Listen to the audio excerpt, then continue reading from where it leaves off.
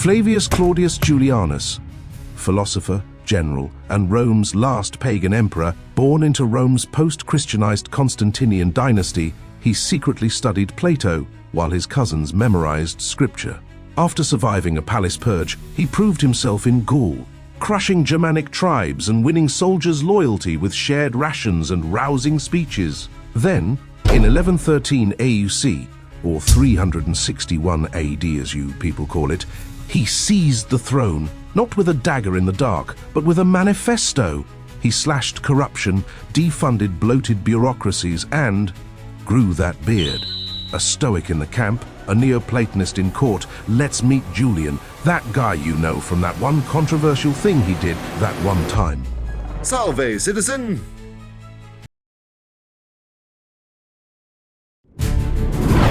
Rome has had soldier emperors, puppet emperors, gladiator emperors, and party emperors, but when was the last time it had a philosopher emperor? It was Marcus Aurelius.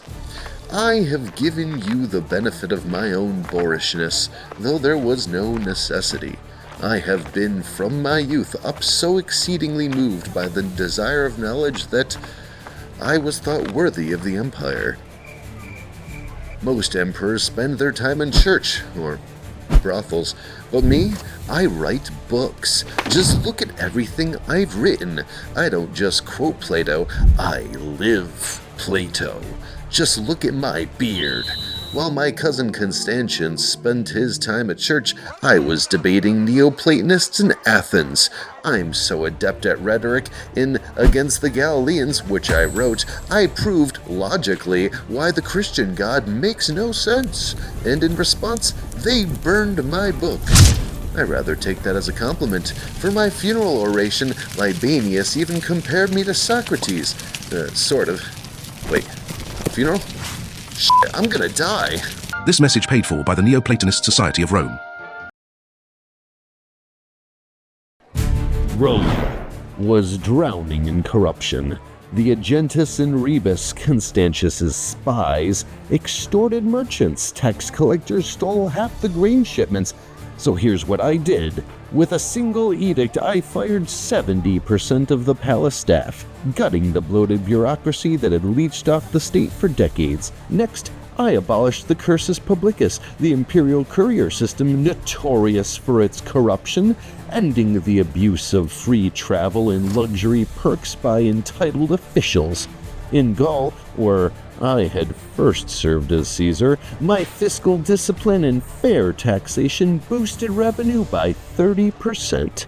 When the decadent elites of Antioch had the audacity to mock my austere habits and my beard, so I wrote a whole book to them about my beard and said, "Your city is full of dancers, while your peasants starve."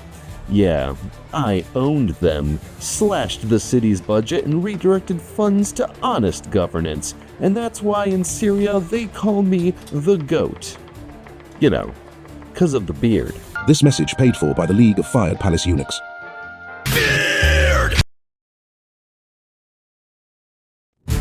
First thing on the list of things no one asked for, let's rebuild the Jewish temple. Christians claim their God forever destroyed the Jewish temple. That it's in ruins somehow proves the Galilean zombie craftsman is God. Hey. Let's test that, shall we? First things first, I'll let the Jews know of my attentions. There we go. When I've successfully concluded the war with Persia, I may rebuild by my own efforts the sacred city of Jerusalem. If the temple can be rebuilt, then Christianity is wrong, and I'm right, so I'm putting my best man Alypius of Antioch on the job. Now those rebellious Jews will be happy, the Christians will be humbled, and I'll have a nice new temple under my tunic. What could possibly go wrong?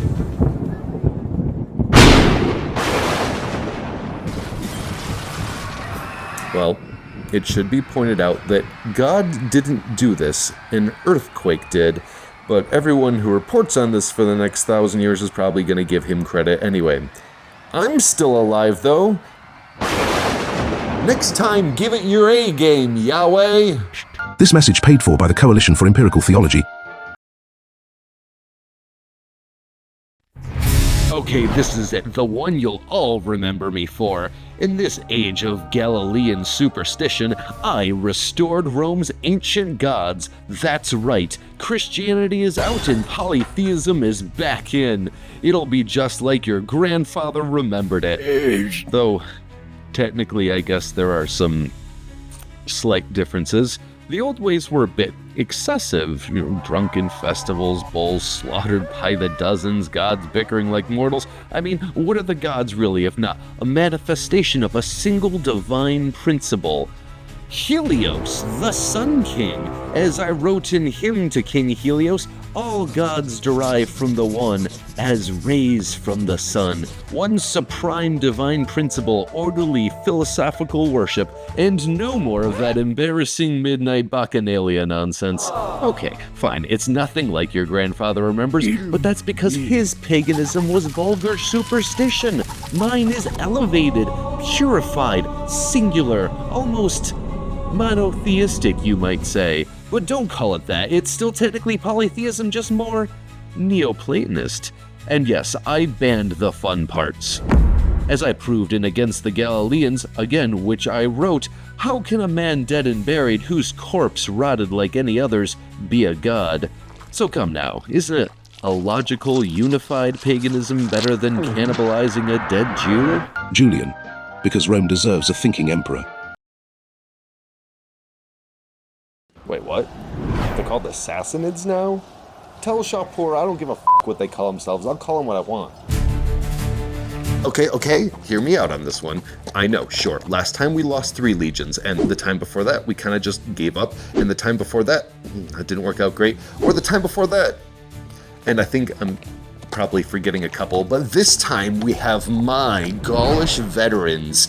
I've studied every failure. We won't chase shadows in the desert like Carhae. I'm taking 65,000 men marching with 1,000 supply ships carrying 20,000 modi of grain while our Armenian allies strike from the north. We'll burn the boats at the Tigris to strategically eliminate retreat, and when we reach Ctesiphon, we won't just sack it, we'll cripple their entire Helios damned economy by torching their entire silk stockpiles. Yes, past campaigns failed, but past emperors didn't have my legions, my plan, or my willingness to stake everything on victory. Unlike my predecessors, I won't turn back this time. The only thing standing between Rome and lasting triumph is one final push. Oh, sons of Dis! This message paid for by Mercurius.